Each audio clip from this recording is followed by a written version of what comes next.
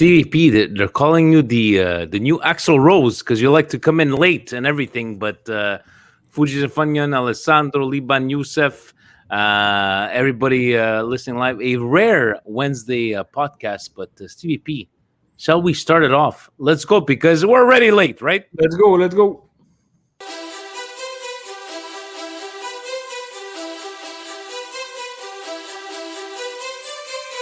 You are listening to the Milan Weekly Podcast, the English voice of Radio Rossonera and Milan fans all over the world. La formazione del e con fascia di capitano con il numero 13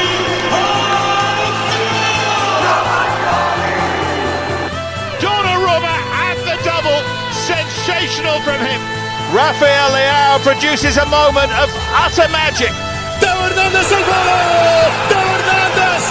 Ancora lui! Una meraviglia! Ibrahimovic! Zlatan Ibrahimovic! Fuori classe assoluto! Cari amici sportivi, welcome yet to another Azzurri / Milan weekly podcast. Here we talk everything Azzurri / Milan. Yes, when there was 8 left. And yes, we're always all right, Steve, you put it out there, and we're not professionals. Nor do we pretend to be. Stevie P, Vinny T, always here. Sorry for a little late. Guys, it's a Wednesday Milan Weekly podcast because Monday night, Stevie P, we were put in timeout. That's the excuse that I put because Presidente didn't like us celebrating too much because he says, let's celebrate when we beat Belgium. But hey, it's Wednesday, right, Steve? It's Wednesday. It's Wednesday, and here we go. Youssef telling us, Steve, this is our 200 episode. 200 episodes. Fantastic. But 200 more. 200 more, but if we got to take back the Red Card Weekly days, I think this will be what our 500th episode. Yeah, there was a lot. Yeah, there was a lot. Most probably. Guys, let's get the housekeeping out of the way, and obviously Presidente gave us the housekeeping out of the way, and then we're going to talk about the Euro Final 8. We're going to talk about the Italy game against Austria. We're going to talk about Milan, obviously. But CVP wanted to let us know that the first ever FIFA Clash tournament, the Canada Cup, will be taking place July 11th at 9 p.m. Eastern Time. Anyone in Canada age 16 and over can participate, free to join. Download the QLash community app and look for the Canada Cup tournament to register. So PS4 gamers out there, Clash, it's not QLash, sorry, Clash. Download, look for that tournament, and you'll be able to play the actual tournament. Steve, I know you haven't played video games since probably PlayStation 1. Yeah, it's a long time I don't play video games, that's for sure. But the winner gets a nice digital PS4 gift certificate. So I'm pretty sure you guys could use it to buy whatever you video gamers buy on the video game applications. Exactly. And guys, Milan Club Montreal membership drive will be coming soon. Stay tuned for details. We're probably going to do a barbecue like we do every year, TVP, at Ciociaro's, our home base. But we're just waiting for details. I just can't wait. You know, restrictions are lowering. We just can't wait to see everybody, right? Yeah, just to get back, I've been going to Ciociaro for as many Azzurri games as I can. I think I missed one, the one against Wales, because it was Father's Day and my mother-in-law was making a fantastic lobster dinner. So I watched it at home. But the other ones, you know, Panunzio and the gang at Ciociaro's always see me. I'm standing next to my friendly post. If you guys see me there, we saw Pezza de Pane was there. The Calcio guys was there. The Calcio podcast was there last time. Guys, fantastic atmosphere to watch the Azzurri games and fantastic to watch the Milan games when we're all there. So it's time to get back to normal again. And Friday, I know I said I was going to be there Saturday. Like, I don't like the whole rain. I want to be watching outside and enjoying myself. But Friday, if it's nice out, Steve, I will see you there.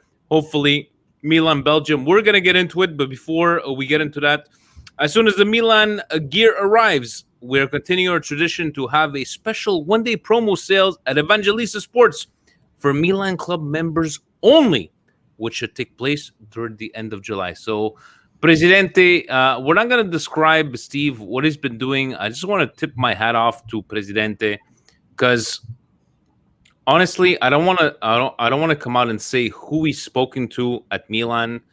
Steve, I know we like to make fun of him, but honestly, Presidente, he's hats off. Hats off. Honestly, as always, well done. Well done. And before we move into Euro, Steve, I'll have my own housekeeping stuff. Steve, can you believe, Steve, in the top 50 tag team wrestlers in WWE, what they made? They didn't put in the Rougeau brothers. Can you believe that? No. Exactly. You can't believe it. The Rougeau brothers, baby. Stevie P, let's get into our first... guys, we're going to get into the Euro Final 8s, and then we're going to talk about the Italy game. We're going to talk about Milan after, but let's get in. Let me take out these the graphics here. Thank you to Sunny, always with these magnificent graphics. Stevie P, how many surprises did we get from these... games coming into the quarterfinals? Let's start off, Stevie P, because I'm going to talk to you about France and Switzerland. And I'm going to put it to this, Steve. I don't know if you noticed, when Pogba scored the 3-1 goal, right? And you had that smug look on his face, where it was like, you thought, we were down. Look at us, we're down 1. Look at us, we're up 3-1.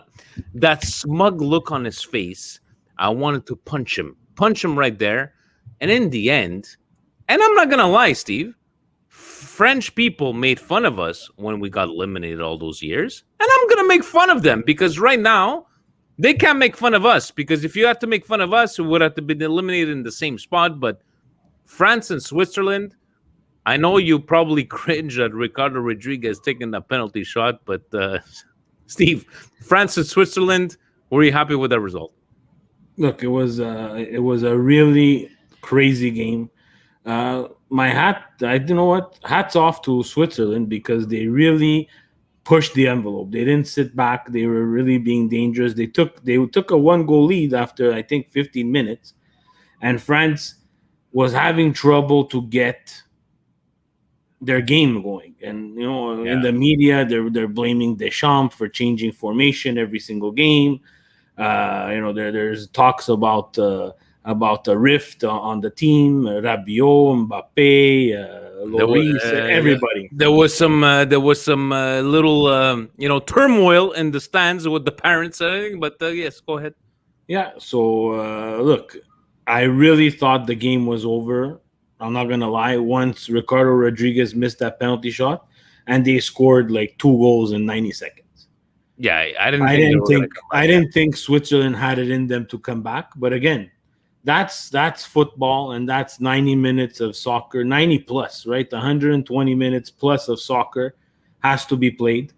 Everybody's gonna shit on Pogba for that celebration, but whether that celebration or another celebration, there was still time to play. And unfortunately, he didn't do his part in the midfield. He didn't. He definitely didn't. Okay, he might have scored, but I'm sorry, Steve. Is it a sign the way Italy had a sign 5 years ago? It's like, it's time to change. Get the chance. Like, you need some fresh blood.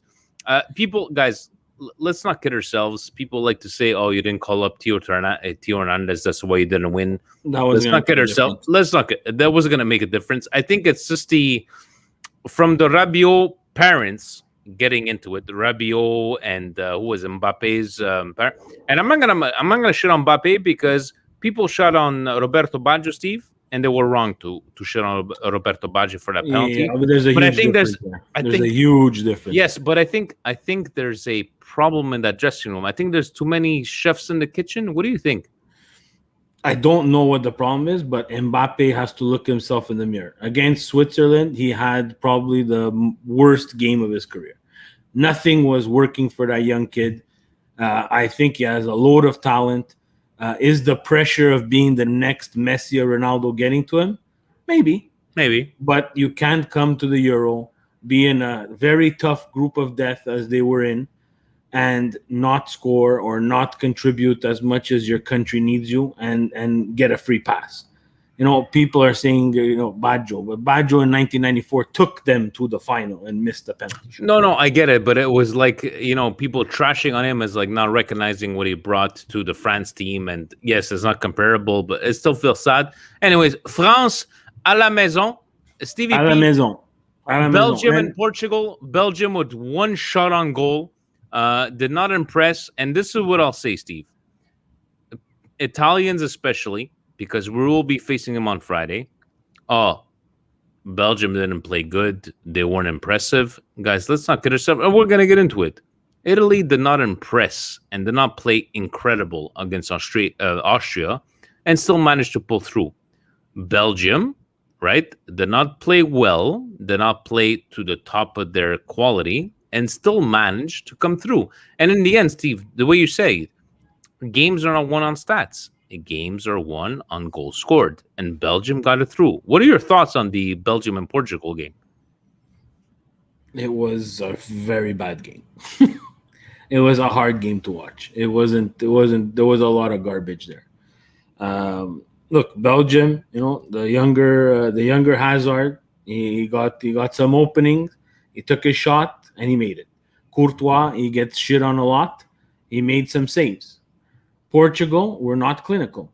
Ronaldo was not at his best. Let's face it, guys. Didn't capitalize on their chances, Steve. Is that that's what it comes down to, right? They had their chances, but Portugal, again, another member of the group of death that just didn't have enough in this round of 16 matchup against Belgium. Lukaku is someone who is going to take a lot of wind out of your defense. And, was he the Lukaku that we're used to seeing at Inter? No. But he was really dominant in play. It was easy for Belgium to get out of pressure. Like we say at Milan, how important Zlatan is to get away from pressure. Lukaku was just as important to Belgium to get out of there. Belgium comes out of that game with 2 injuries that I don't know exactly. A lot of people are saying that they're not there. De Bruyne and the senior Hazard not gonna make it for the quarterfinal against Italy. That's a big loss for them. And you saw that Belgium, even in the later parts of that game, had chances to put Portugal away on the counter and didn't. And that's something that against a team like Italy will come back to haunt you. Let me ask you, Steve. Would I preferred Belgium as an opponent because we haven't faced a real opposition, and Portugal. I like Portuguese people. I love the country of Portugal. I preferred facing Dr. Evil. Steve, if Dr. Evil is from Belgium, who would represent Italy? But Spencer, who's our hero at Italy? I have no idea what you're talking about. Belgium. It's Dr. Evil. Dr. Evil was from Belgium. Bud Spencer, do you know who Bud Spencer is? I have no idea who Bud Spencer is. People will tell you in the comments, but I'm going to go with Bud Spencer. But did you prefer Belgium or Portugal as a opponent in the quarterfinals? Okay. I'm going to be straightforward and honest with everybody. Yeah. I didn't care. Okay. I didn't care because for me, I know that this is an Azzurri weekly podcast. Everybody sees that I'm very, very proud of the Azzurri team. Up until now, the quarterfinals, we have 8 teams left. There is nobody,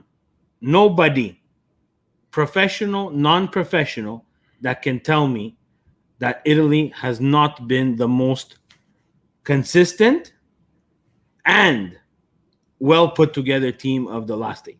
Nobody could tell you otherwise, other than Patrick Vieira and Gary Neville, but that's besides the fact. But that's them, and I want to talk about that. That's okay. We're gonna talk about it. We're gonna talk about it at the game, Steve, because I want to go through all these games. We're gonna go through the Italy game. Look, let's go through the Spain and Croatia game.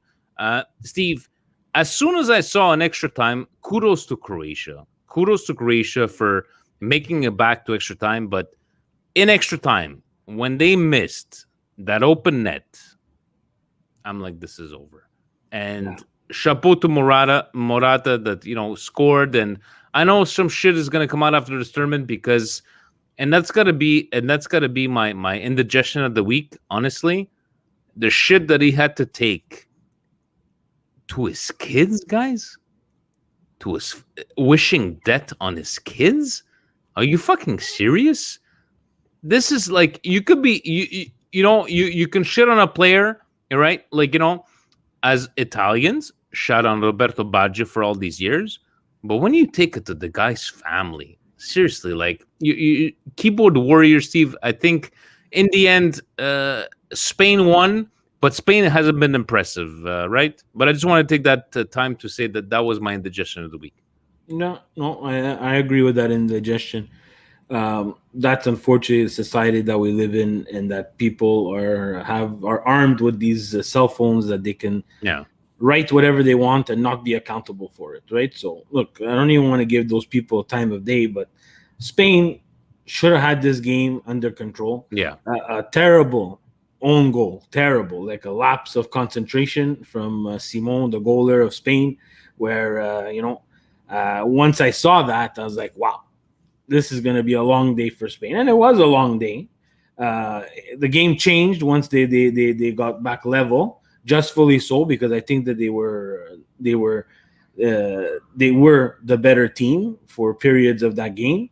And then the third goal for me was the most shocking, Spain's third goal, because it seemed like Croatia weren't even willing to play anymore. So once I saw the third goal, I was tempted to close and walk away.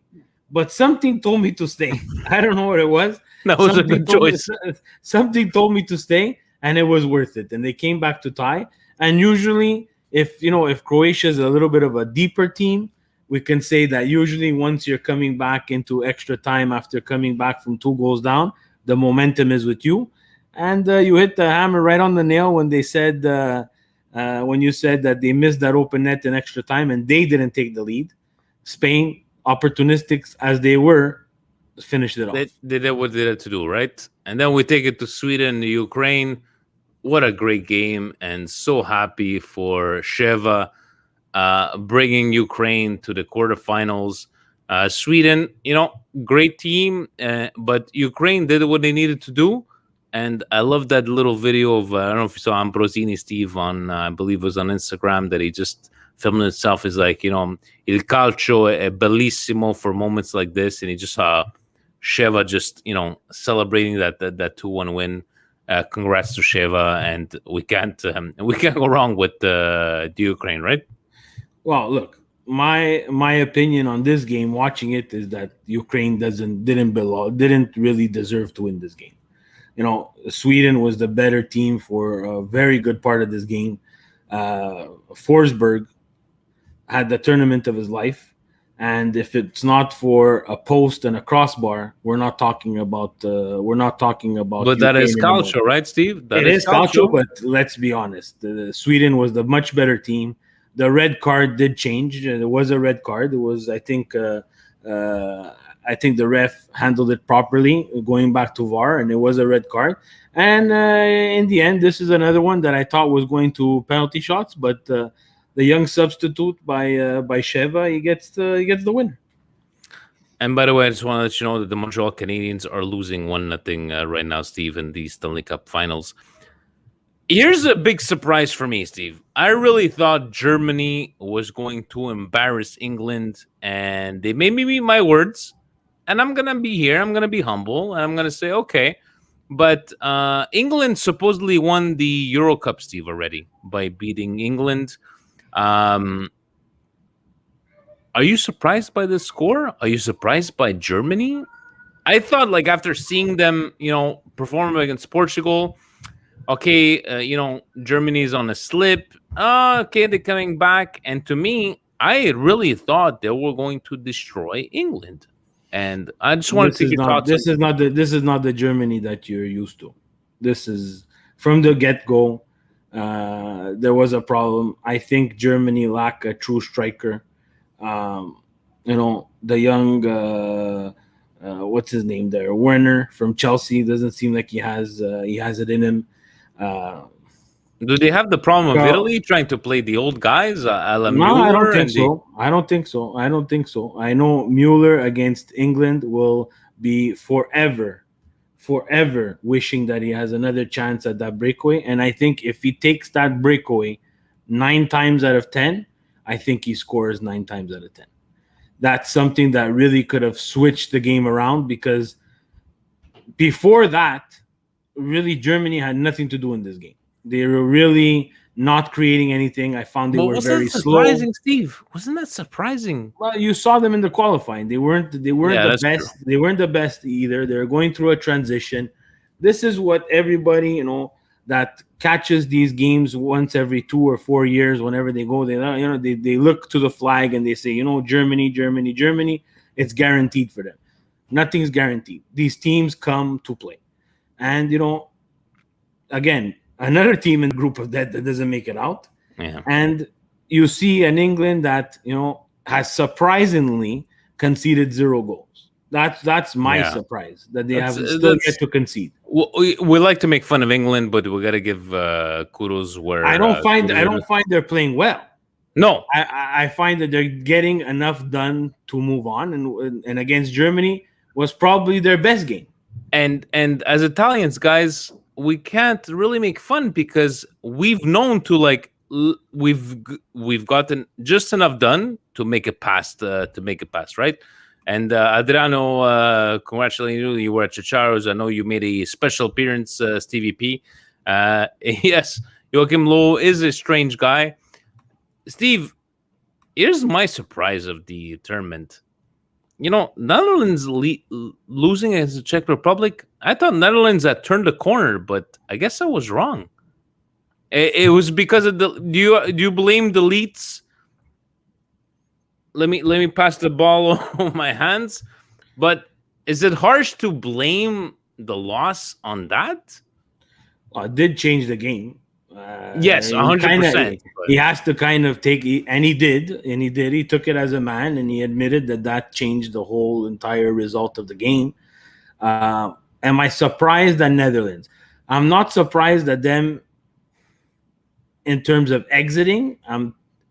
I'm surprised at them exiting against the Czechs and how they did. Where I don't know. I don't like De Boer as a coach, and it seemed like the nation. And he got Netherlands, fired, by the way. Yeah, and it seems like the nation of Netherlands didn't like it too. I go back. I'm going to age myself. For me, the Netherlands. I'm used to seeing Davids. I'm used to seeing Kluivert. You're living in the past, TVP. Well, the thing is that they have no one close to that. Absolutely no one close to Steve, that. Memphis, the 2010 team, when they made it to the finals, the Robins and company, the Schneiders, they went through this dip, and I thought that they were coming back from this dip, but it doesn't look like they're coming out from this dip. Yeah, but they don't even have any people close to Schneiders, Robins, and so on. It's a team that they were missing their best defender. Let's face it. Virgil van Dijk is their best defender, not De Ligt. And De Ligt made a very rookie mistake, and it cost him, and he admitted it. But I didn't like Netherlands play. What do you think about? By the way, 1-1 Montreal, Tampa Bay. What do you think of Van Basten's comments on De Ligt, saying he hasn't improved, he's not as good as he thinks he is? And people trying to trash on Van Basten, but then people are like, "Hey, he's Van Basten. Respect what he's saying." Yeah, I'm not too into those comments from the ex-players. The game is much different. I think it was, and it still is, a good move for him to come to Italy. Yes, he will continue to learn. Has he improved dramatically? No. But he's going to only end up getting better. He needs more time, right? A lot of people call him overrated. I like him as a player. I think he's a good young leader. But he has a lot of work to do, and this is something that's going to stay on the back of his mind, and I'm pretty sure he's going to want to make it up to the country of Netherlands. And last but not least, Steve, the Cinderella story, Denmark winning 4-0 against Wales. I don't even know how Wales made it into the eights of finals, but wow. I'm just so happy for Denmark and making it all this way. I'm not sure what they're going to do in the quarterfinals, but going through that whole ordeal with Eriksson, but just a great feeling, is it not? Roller coaster ride for Denmark. Amazing what they did to get to this point here. They have a tough matchup against the Czech, but if you ask Denmark at the beginning of the Euro, would you like to make it to the quarterfinals playing Czech? I think they would have signed up for that, and they would have took it. Exactly. So you know what, Steve? Let me pull up the new. Hold on a second. We're gonna talk about where is it? Where is it? Hold on. I gotta figure out this computer thing. We're gonna go into the Italy games, TVP, and let's talk about the Italy game. Stevie P, it was not okay. You asked Sonny, and thank you for Sonny for these awesome graphics that he's giving us, the thumbnails and everything. Said we're always all right. Can you please explain why you told him to say we're always all right into this game? Guys, on this podcast, I leave the music and everything to Vinny, but Always All Right is the title of a song that I heard under when watching. If you ever watch Silver Lining Playbook, it's a fantastic movie. Yes, it is. And it's by Alabama Shakes. It's the credit line. And it's basically, the song is real great quality song. And it's something that I listened to actually on the way home when I was coming back from the game after spending some time with the guys. It's because, guys, Italy is always all right. I was nervous against Austria. I'm not going to say I was not. But I didn't. When they scored that goal, did you think of offside, Steve, or were you nervous as me? No, I didn't think offside. I thought that they were down. They conceded, and now we got to get back into this game. So, how about? Okay, let me ask you something. I know Marco from IFTV took a bit of heat from his tweet. I was reading up as like he was. What's happening with the screen over here? What? You could see it? No, I don't see it. You don't see the screen, guys? On the comments, you see the screen. I see it. I don't see anything. Anyways, carry on. But I was, he's a friend of ours, and he took a bit of heat with saying that the changes were wrong and the starting lineup was wrong. And in the end, like, I could understand his frustration, but look, if we've now 31 games in a row, who are we to judge Mancini? And I'm gonna say my brioche of the week, Steve, and I'm gonna say it right now, is Gianluca Vialli. Gianluca Vialli coming out and celebrating with Mancini. And we know what kind of, pain he's going through, cancer and everything. And to see the joy in his face, it really brought a tear to my eye. Do you think he got it wrong for the starting lineup? We spoke about it. I wasn't in favor of him swapping out Locatelli for Verratti right away. Okay. I think that it was just an opinion, and I think Verratti did okay.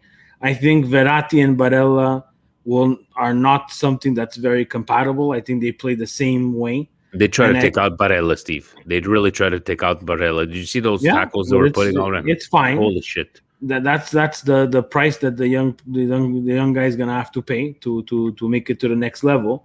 But I think with Verratti holding the ball, Barella seems to be making runs that he's not used to and getting into areas where he's not used to. So that I didn't really like. But besides that, Berardi needs to start. Immobile needs to start.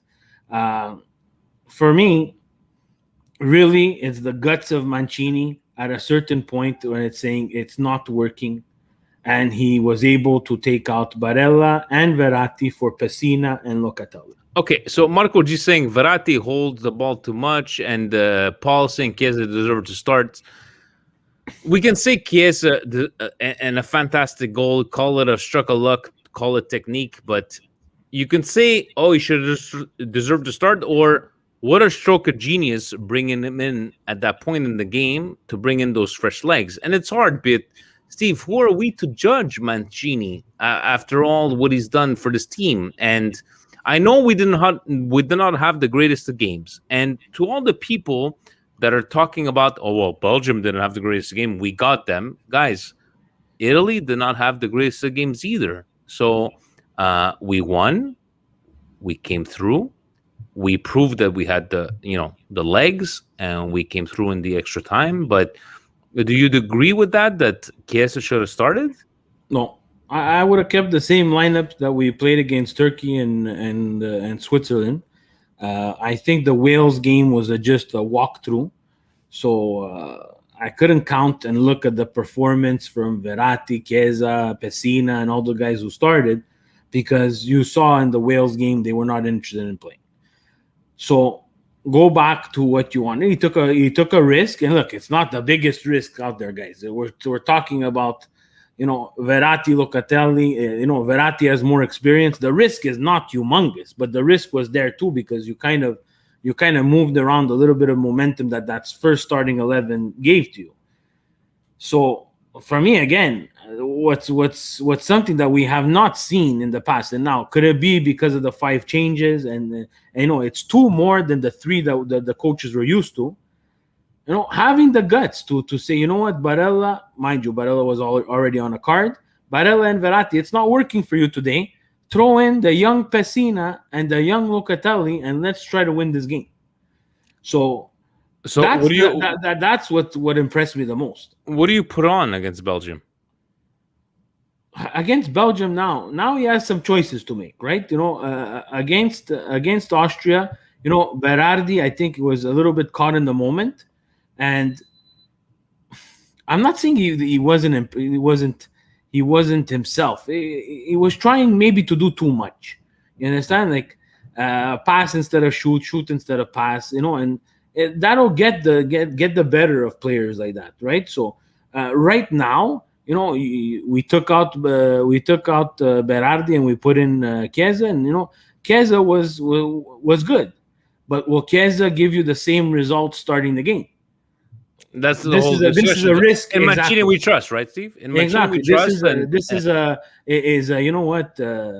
It's a double-edged sword for him, right? He keeps the same lineup, doesn't get the results, and they're gonna criticize. He changes the lineup, he doesn't get the results, he's gonna criticize. So it's not an easy job to be it's easy for us. We sit here, we come Mondays or Wednesday nights, we talk and we say what we would do. But he has to actually make that decision. He puts pen to paper and he makes those changes, and he draws up the lineup, right? So exactly. Against Austria, again, we need some goals. We need some goals from Immobile. We need him to be the striker that he is at Lazio, because you see, once they cut him off, it's hard for us to generate goals. And the goals are coming from the middle of the park, right? So taking it over to Milan, Steve, we're gonna go through the questions first on Patreon, because I'm sure we're gonna be answering some of these. Look at Sonny; he's giving us the Mercato madness. Look at all these players that are linked with us. If we ask Presidente Steve, he would probably use a calculator to calculate the amount of players that are linked with us. Most probably. Starting off with Greg. Greg saying, hello, Vinny and Steve. Congratulations to Italy for progressing through the quarterfinals. You have to be in it to win it. Watching the match versus Austria and seeing Pessina and Locatelli warm up made me think of what could have been. The Locatelli ship has sailed, so we have to move on. However, do you have an inside information on what specifically could be preventing the management from activating the 50% Pessina buyback clause? His profile, a young Italian international at a good price who replaced an effective older player, Hakan in this case, is exactly the transfer we need. To me, it is no brainer. I know that Maldini and Massara have a plan. Hopefully, it is not hamstrung by an unavailability of funds to get their first options. Champions League qualifications only brings in 50 million, so we need to advance beyond the group stages to set up us to a competitive in future seasons. Steve, I've heard about the Pessina buyback clause, that if Atalanta would try to sell him back, we have the first right. What have you heard about Pessina, about this whole 50%? I don't know if you heard more than me. It's very simple. Whatever they want to sell him for, we get him at 50% of that price. But we have the first right to refuse, right? There's no right to refuse nothing. If they want to sell him for 40, we have the option to buy him for 20. So what would you do if you're Maldini? And I think it's good business to buy him. He's hot right now. I think we did have some discussions earlier when they were selecting the team. I believe that he should have been part of this team. He was number 27 and got in because Sensi got hurt again. But I think, yes, at Atalanta, he was coming in as a sub. But, Atalanta is a very deep team. And, he's someone who's played in Serie A. He's someone who comes from Milan. We decided to include him in that deal for Conte, which at the time, look, if Conte doesn't blow out his two knees, guys, this is not a discussion. But it was a good buy at a time, guys. Yeah. I'm sorry, it was a good buy at a time. Yeah. Conte now is what it is. And now, if you have this chance to take back this player, let's take back Pessina and let's see, let's grow from within again. I think it's a good move.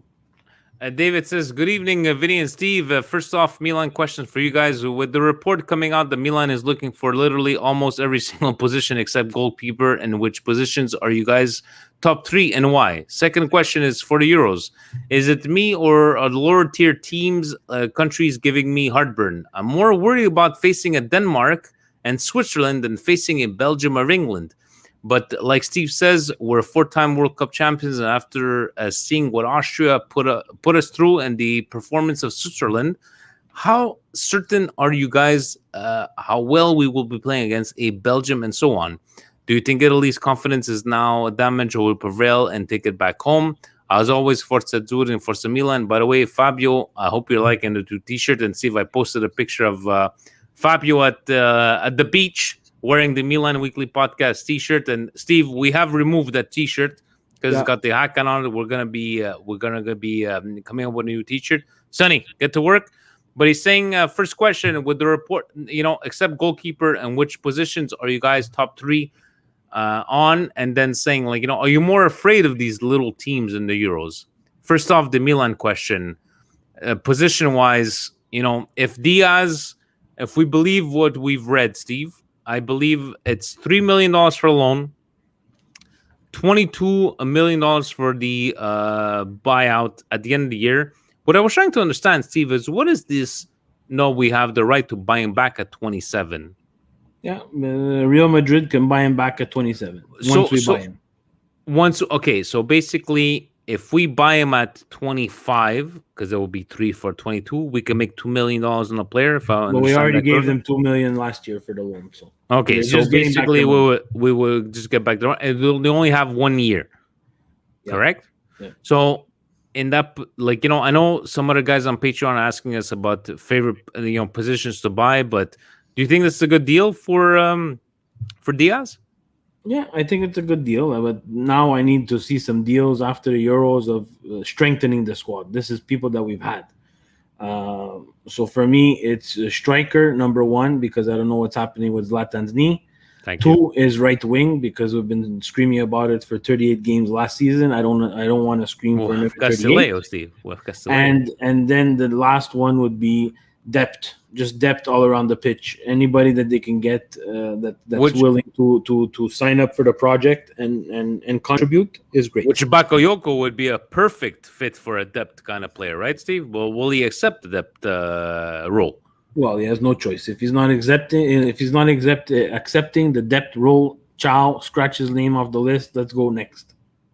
Gio from California saying, keep up the great work, guys. I'm glad the Azzurri is in the last 8, but Mancini needs to relax. He put in Verratti and slow down the game. Locatelli should be the starter.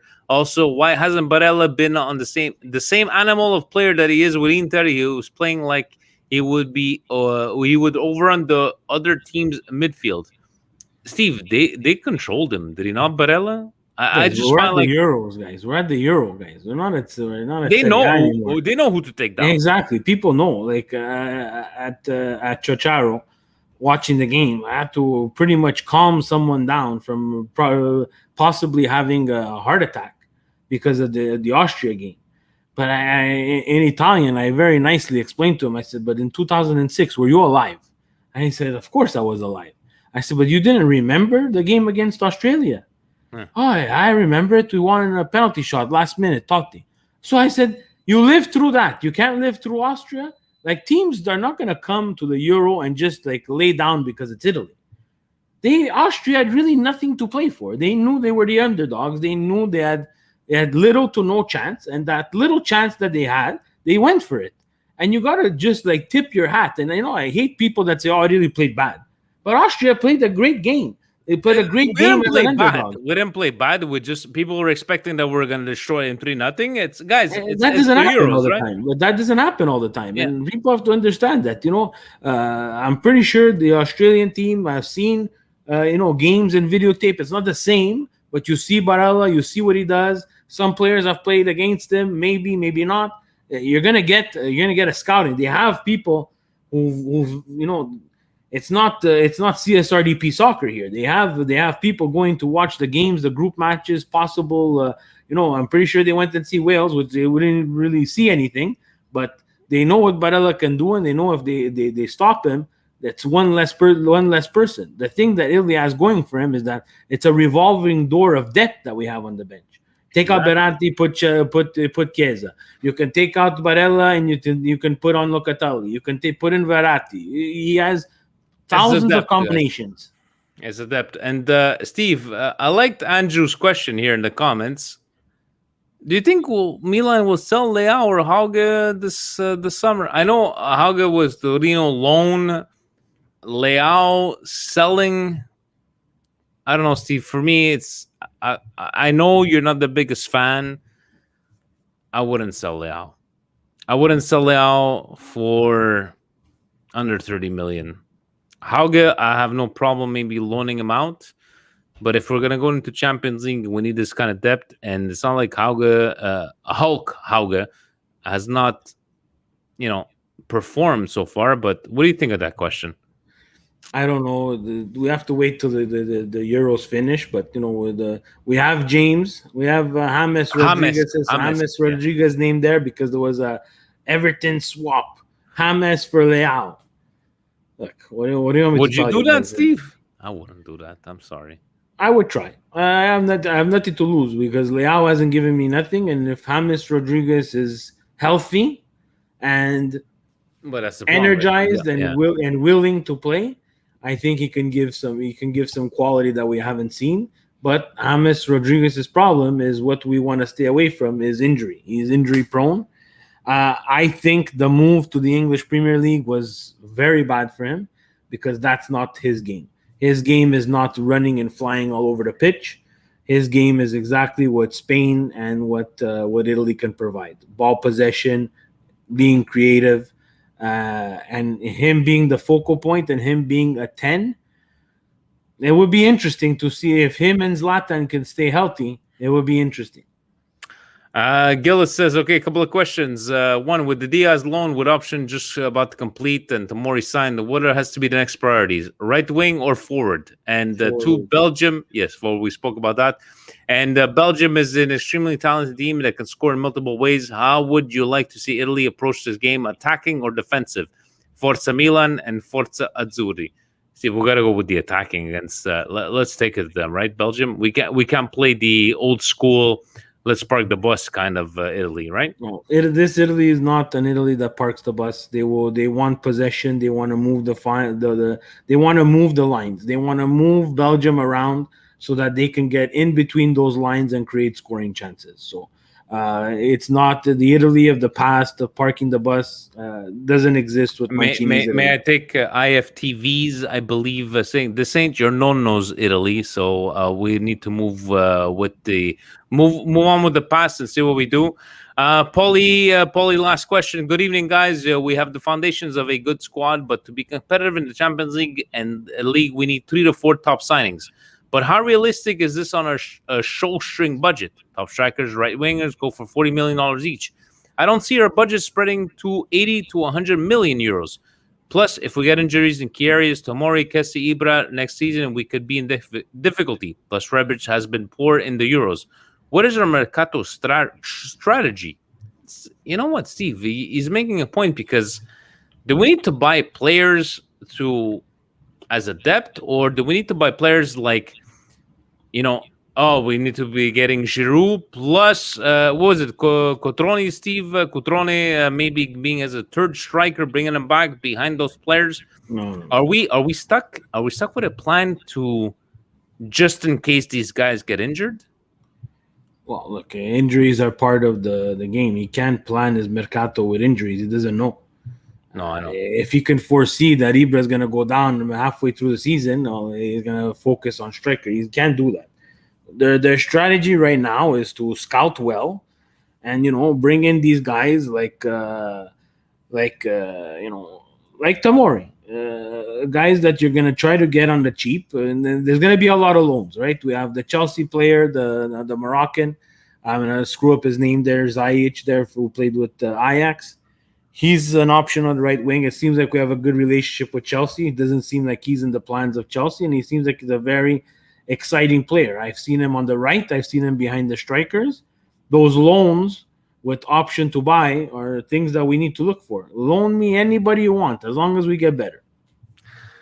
Steve, before we get into the Euro kind of conversation, we were talking about the 8 finalists. Steve, who out of the 8 finalists, right? And I'm going to name them back to you, right? Just to make sure that you got them all. Steve, out of Belgium, Italy, Switzerland, Spain, Ukraine, England, Czech Republic, and Denmark, who would need our MWP code for manscaping the most out of all these countries? Ukraine, because they probably shave with like a knife, a Rambo knife. Ukraine would need the manscape. So would they need the 4.0, right? Or would they need the weed whacker for their noses? You think more the Shevchenko? More the 4.0 for sure. Shevchenko, please let the guys know and the Ukrainian national team there is the lawnmower 4.0, as you can hear. Look at beautiful this sounds right here, right? It's got the adjustable blade, Steve. It's got the LED light. What else they can buy? They could be buying the cologne. I don't know. You got it, Steve. You got the refined cologne right here. They could be getting the reviver. It's called the ball toner, right? Look at this beautiful thing right over here. They could be getting the. You know what, Paul is saying the Czech Republic, Steve. That's a good point too. They might be needing the MWP, the preserver. Out of all the teams, Steve, who needs the preserver out of all these teams? They need to preserve their.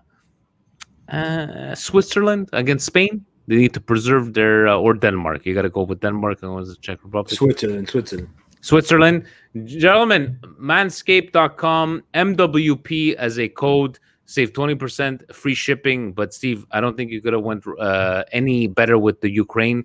Ukraine needs the Manscaped, but Shevchenko definitely Manscaped, Steve. I can't believe he doesn't Manscaped. He's got a look at him. He's gorgeous. He's the best. You wanted to attack the Swedish coach. I loved it. I love him. And Steve, for the last slide, as we got over here. Oh, where is the last slide? Hold on a second. Let me get the last try. Where is it? Hold on a second. Steve, entertain the masses. It was the actually, you know what? I think Sonny forgot. Yeah, I think Sonny forgot to upload it. But Steve, it was about the stats. Did you know that the Serie A is a farmer league? Yeah, we'll have that slide updated for sure. You know what? We'll post it. It was a bit on me. It was a bit on me because I but he had posted it. He had posted it and he wanted to update it. But you know what, Steve? I'm gonna put just me and you right now. And I know we spoke about our indigestions and brioches of the week, but people want to talk the Vieiras of the world, the Nevilles of the world, not just those two guys, right? You want to talk about Serie A being the Farmers League, and that it's boring. It's boring culture. It's boring football. And last time I checked, Steve, we had the most goals scored out of all the players. We had the most man of the matches as statistics. Like, what do we need for people to respect us, Steve? Okay, so this is something that I wanted to talk about because you have to understand too that these guys are paid. They're paid to analyze the game and give an opinion, and it's not always going to be a favorable opinion. They have to be able to take a chance and say something that's going to generate a reaction. And they could very well believe it or not believe it, but they're going to say it because it's going to get the reaction, right? So. But why do you say something to get a reaction, Steve? Like, at least have a concrete statistic behind you. And Steve, if I'm not mistaken, in the last 2 years, Serie A has been in the top 2 leagues to have scored the most goals. So I don't get where this farmer league comes from. No one else knows. No one else knows but the people who follow Serie A. That's your biggest problem. It's just like, I get we don't have, like, Paul is saying, we don't get the TV deals. We don't get the advertisement. We don't get the exposure. So how much more do you not want? Because that's what gets you the reputation. Steve? But why, Steve? Because Italy is the country that it is for that. It's unfortunately not run properly, and it's run in a dinosaur mentality. You know what? I'm going to be honest, Steve. I'm going to be honest. Presidente, I'm not going to say with who. Presidente has been in talks with people that are responsible for international marketing for Milan. And when Presidente spoke to these people about the lack of exposure on international, they were baffled. And Steve, that's a problem. I'm sorry. You are a team like Milan, a team like Juventus, a team like Inter. I don't understand why you're not exposing yourself internationally. And you want to talk about the EPL getting X amount of dollars for TV deals. And what does the EPL give us, Steve? Do you watch the EPL every week? Yeah. Is it as exciting as the City, huh? Do you like watching? They make a spectacle. They make a spectacle of it. And it's exactly that. The Super Bowl, is it exciting every year? No. But it's the biggest show in the world. The world. Besides the World Cup. New stadiums is a good point there, where like say a country like France has had, Steve, 3 major tournaments in the last 20 years. Italy has had 1 major tournament in the last 30 years, and that says a lot, right? It's unfortunate, but I'm very proud that Italy Serie A has had a lot, the most players of the match, most goals scored, and in the end, I hope we could take it through, but that they turn eyes to Serie A. And I really hope, Steve, I'm not saying we're there, but I really hope this is the beginning of, how like there's cycles, right, in calcio and soccer, where maybe in the 90s we were on top of the world. I really hope this is the beginning. No. You don't think so? This is not the beginning. There's a lot of digging. It's money, Steve. Like PSG, you saw PSG how much money they spent there in the last month or so. Like they got no financial parity. Yeah, they let them do it, and that's unfortunately what happens. And but apparently PSG saved the soccer. It's for the fans, Steve. It's for the fans, yeah. It's for the fans, guys. We will be hosting tomorrow because we're a little late. Tomorrow we'll do a Patreon special because the guys they're dying to talk, just to shoot the shit. Stevie P, Friday. I am at work until 1:00. I will join you over there. Will you be there? I will be there. We will be there, guys. Belgium, Italy. Let's take it on. And now we're gonna have a real opponent, right, Steve? A real test to see from over there. I don't pay attention to those things. For me, every opponent has been a real opponent. So, Steve, I spoke about my my indigestion. I spoke about my brioche. Do you have any specific ones for this week? You know what? I wanted to get you, before you say about that, Kessie, the rumors about Kessie, saying that he's asking for the $5.5 to $6 million a year. We came out at 4. They're going to pay him, right? They're going to give him 5.5. What I don't like about Kessie is, I putting myself in his shoes, I would want to play for my country. But this guy plays so much, man. And now he's going. He's and play at doing the Olympics, right? He's doing the Olympics. He's doing the Olympics. He's doing gonna the miss African Cup of Nations Nations. Cup. We're gonna miss him in the middle of the season too. He's gonna miss all of preseason. So this is gonna be a tough year for Kessie. Hope everything goes well and they give him the money and let's go. Brioche of the week is Italy into the quarterfinals. I think with a good matchup against Belgium. I like the way they're playing. I would like just to remind everybody as my public service announcement, these are the Euros. No team will lie down for any of us.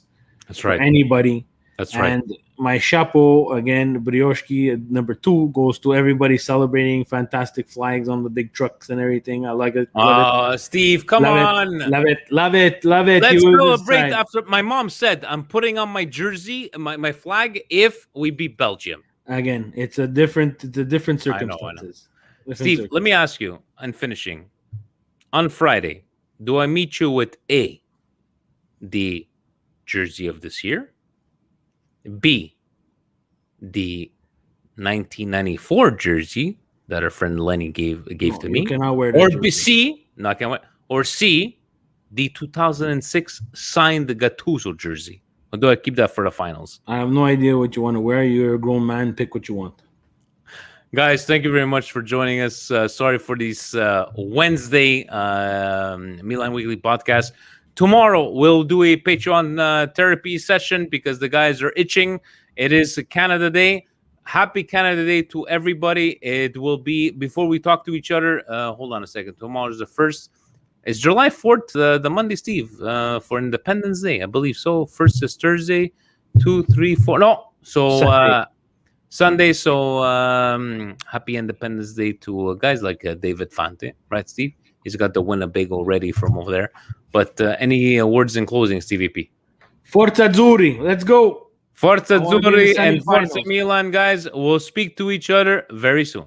Ciao.